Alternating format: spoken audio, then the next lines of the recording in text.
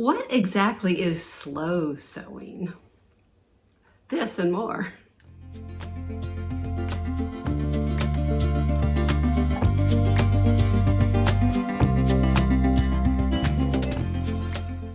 Hi, my name is Kathy, and you have reached me at my YouTube channel called My Sewing Practice. And this is where I talk about sewing, mostly garment sewing, and a little bit about life. Now, this week I want to talk about slow sewing. What is slow sewing? I mean, how do you define it? Well, you know how sometimes when you look at definitions in Webster's, they'll say, there's like a couple different, one, two, three, four, there's a couple interpretations of that word. Well, I'm going to lean into that flexibility. So the first slow sew I'm going to talk about was physically sewing. It had a lot of pieces and it took a while. And then the next one is going to be more leaning into the using what we have and perhaps reinventing it, modifying it so that you get more wear out of your sew.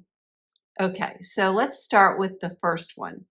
Now, the first one is for my husband, and like I said, it was literally a slow sew. It just took 3 weeks maybe, on and off, of course. And it's the September coat. This is a pattern by Merchant & Mills. And if you watch my chore coat video, you know that I have made this before for myself. And indeed, this is a women's pattern. I reached out to Merchant & Mills and asked them their opinion on my idea to modify it for a man, and they said to go ahead with it. Since it's oversized, I should be able to do that. So in my size banding, and there's two different sets of sizes, and I have the smaller of the two. Size banding went up to a size 18. And I didn't want to have to purchase the pattern again, so I sent that off to the printer. With it being so big, I just didn't want to tape it together myself. So after I sent it off, I cut it out directly. I did not trace it in the largest size. And then I made a quick sheet muslin, and indeed, I added some, I needed to add some to the shoulders and the back, which I did. And then my next step was after adding the fabric, I made the lining. So I broke this project up into, I will call 3 to 4 steps, major steps. So I chose to do the lining first because then I thought I could reassure myself that I was on the right page for the size. So I constructed the lining with the facings, and then so I constructed the lining with the facings, and of course this is now complete, but as you can see, there's facings attached. And this is a raglan style sleeve. I would say it's a very traditional overcoat. Like if you're watching Grantchester like I do, they kind of have a coat like this. And after I constructed the lining, next I went to pockets. And this coat has 5 pockets.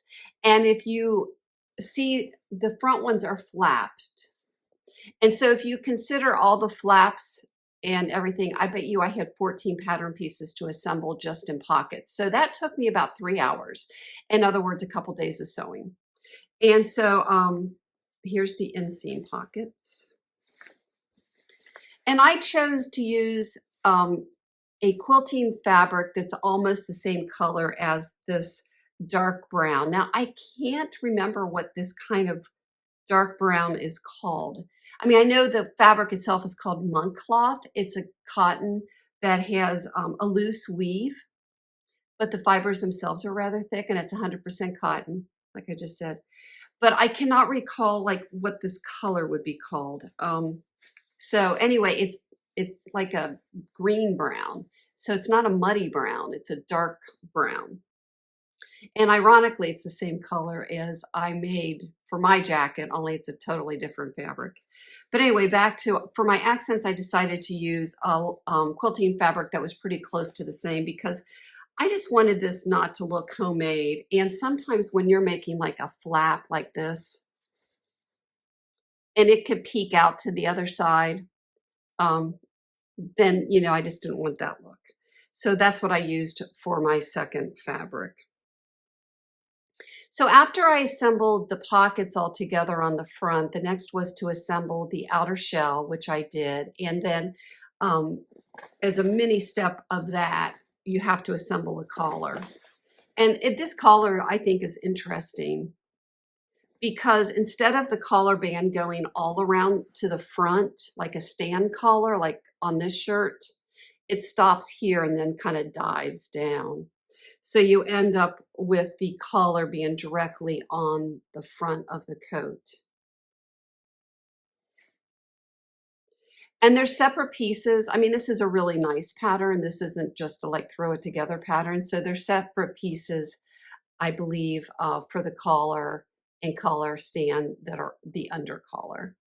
So, you know, they're slightly smaller to enable that to roll under a little.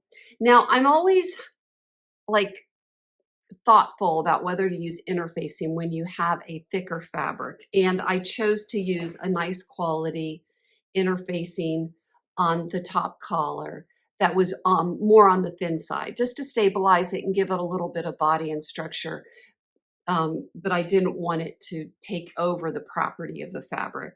So I used a nice Palmer Pletch interfacing for the front placket area and the collars. No place else. I did not put it on the pocket flaps or in the sleeves or anything like that. So now I've got my two things. I've got my outer shell and my lining, and it's time to put them together.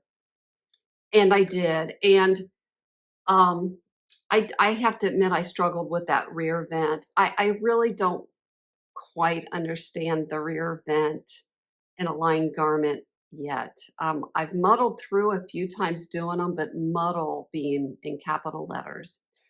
Muddle being in shouty caps, actually, guys, because it really frustrates me. And quite honest, I think I need like a hand-helding lesson.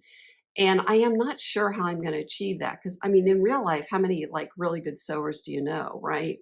But there is a lady here in town that I followed on Instagram, but she's local, and she opened a sewing studio. And right now she's just doing, you know, introductory kind of things. But I was thinking maybe I could ask her if she could give me a private. She might know how to do it. She's also a Liesel and Co. ambassador. So I was very impressed when I went to her open house, how nice of a sewer she is. I have to admit, the whole sewing studio is real pretty and it's going to be awesome. And it's in one of those converted kind of warehouse buildings where, you know, you have a lot of arts going on. And so I think it's going to be a success for her and she's real excited. So anyway, hi, Lindsay. I just wish you the very best. And I might need a sewing lesson from you if you watch this. Okay. So anyway, obviously this is really kind of hard to show you on my lap. So I'm just going to have my husband try this coat on. But here's some of it, lap exposure. I got the buttons off of Amazon and I knew he would like something kind of a little bit of a military vibe. And I had this button in my stash and I put it on it. And I thought he would enjoy that and I can just clip it off if I change my mind. It's just a little shank button I put on there. Buttonholes are going good. I've got a good machine for buttonholes, so I don't really sweat them. I mean, if you have trouble with buttonholes, it might be your machine. I mean, they're not that hard. And then this sleeve, I will say one more thing. The sleeves they deliberately make them kind of like long so that you can roll them back. And he has a nice wide arm. So I think that's all I have to say about that. And again, I'll insert pictures. But yeah, I really recommend Merchant & Mills patterns based on this coat. And I've also made the Eve trousers. They seem to be very nice patterns. So like I said, I'm going to lean into the definition of slow sewing a different way now. So for my second example, I had, again, a chore coat that's featured in that video that has the 3 chore coats. And I had made this Ilford jacket by Friday Pattern Company. And as you can see in this view, it's a longer jacket like mine was. But I chose to use the arms with the cuffs. Now, my main reason for doing that is, again, I'm just trying to improve my sewing. I just enjoy sewing, so I want to, become a skilled sewer. And so I made with the plackets and the cuffs. So anyway, it all went fine, but they were just too tight. And I had added an inch or two in the length because I thought I don't want these to be too short. Nothing's worse for a tall girl to have like your sleeves just, like this is basically what you get when you buy a top if you're a tall girl.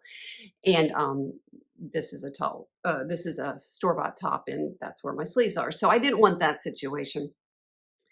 But I'll insert a picture from that other video, but I just didn't care for those. And there was no way I was going to enjoy the flexibility of putting, statement sleeves underneath this chore coat. So I took them all off, and I didn't have enough fabric to really make the new sleeves. So I had to piece it. Oh, that's just a wrinkle. I thought it was a bad seam. So I pieced it, as you can see. And now the sleeves are nice and voluminous. I still have not needed a jacket excessively much here in Kentucky, but when I have needed one, I'm much more apt to grab this one. Now, another feature of sewing is stitch in the ditch, right? Well, I come from the quilting arena, and so I thought stitch in the ditch, I mean, I can do that all day long. I'm good at that. Well, it turns out it's a little different, like in garment sewing.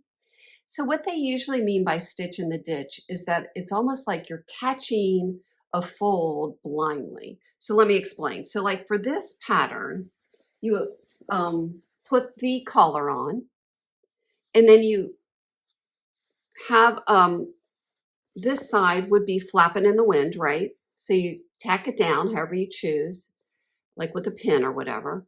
And then you put this through your sewing machine, and this would be called stitching in the ditch. You would just sew up this seam line where you don't see your new seam, but it would catch the other side perfectly with an 1/8 inch exposed, or not exposed, but folded edge. And it would all be lovely and beautiful. And I'm sorry, but that is really hard. That's just asking a little too much of Kathy. So mine looked kind of bad. And so I took it apart and I basted it in.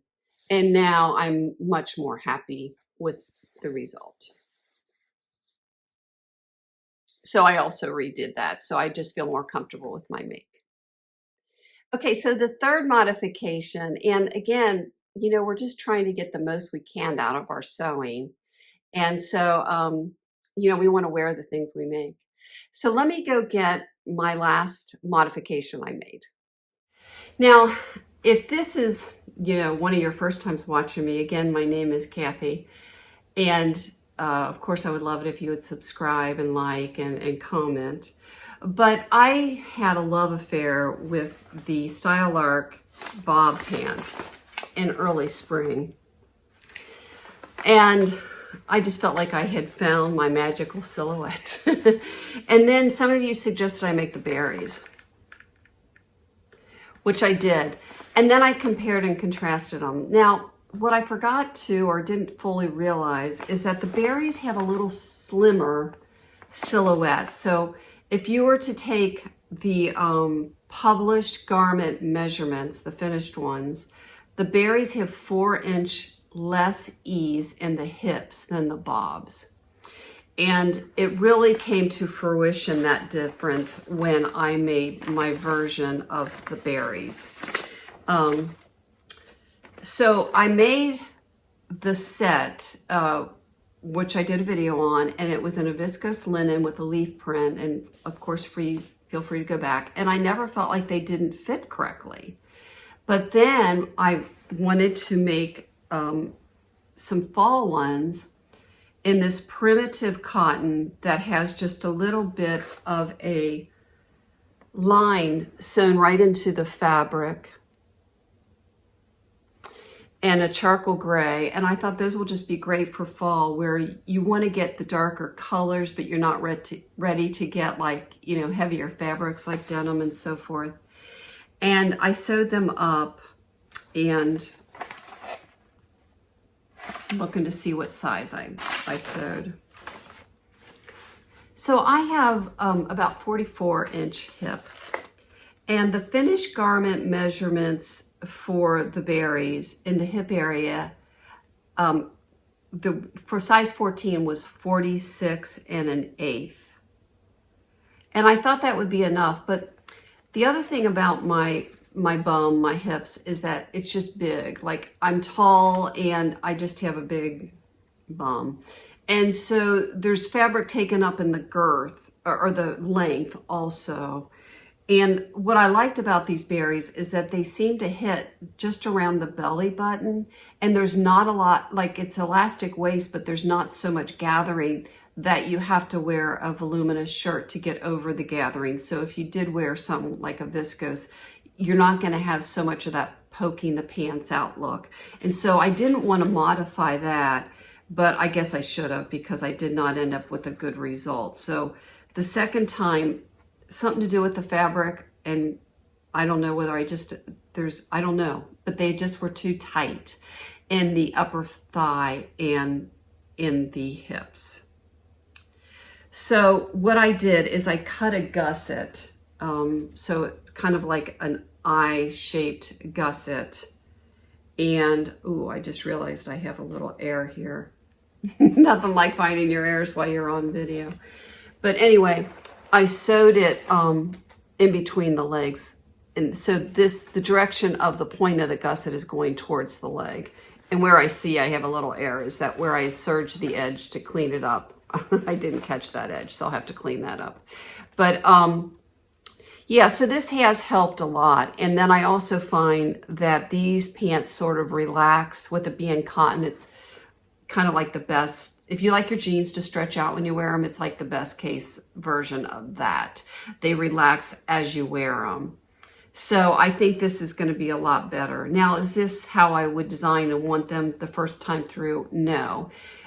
But I'm going to be able to wear them now and enjoy them now, whereas before I really could not even enjoy them. Like, it's not that I couldn't wear them, and you actually might have liked the amount of ease they had, but I don't feel confident if I feel like the fabric going across my back is tight. That just does not make me feel like the best version of myself. So that is the deal with the berries. So today I did talk about my slow sew, my epic sew of I finished the September coat for my husband, and he just loves it, and I just feel good about giving it to him, and it's great timing because he'll get at least another couple months of wearing out of it. And then I modified the sleeves on my Ilford so I can get all my fun tops under it and just, you know, put it on without having to fiddle. Just put it on like clothes should be. Just put them on and wear them. And then lastly, I've got now a pair of fall pants that I'm so pleased I actually made in late summer with the anticipation of fall, because then I had time to actually modify the fit a little bit. So that's my slow sewing. And I hope you have a great day, and let me know what you think slow sewing is. Bye-bye.